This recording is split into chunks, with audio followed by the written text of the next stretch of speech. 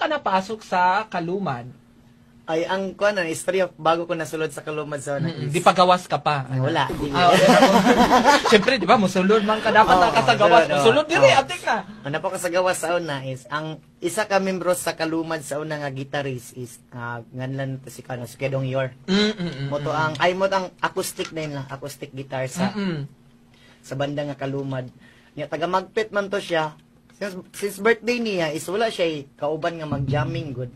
Niya naman po ko'y ang aya pong amigo nga lalaki is amigo me niya. Gidala ko dito sa iyaha.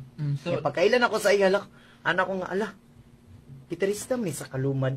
Idol man ako dito, hanam niya. Tanan niya nga pundo nga gisulat dito nga title sa kanta nga reggae. Memorize man ako tanan. Memorize ako mga almost mga 30 songs siguro yan. So naka-practice ka na sa una og mga reggae? Oo, okay. Sa una is makita na ko na sila katong tanan lang nga mga kanta ako mang siprahon pud memorizeon pud nako ba. So mga tigulang na jud sila no.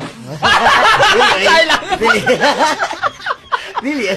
Okay, sige go. And then mo to pag ako anta siya jamming ta ako sige okay ra.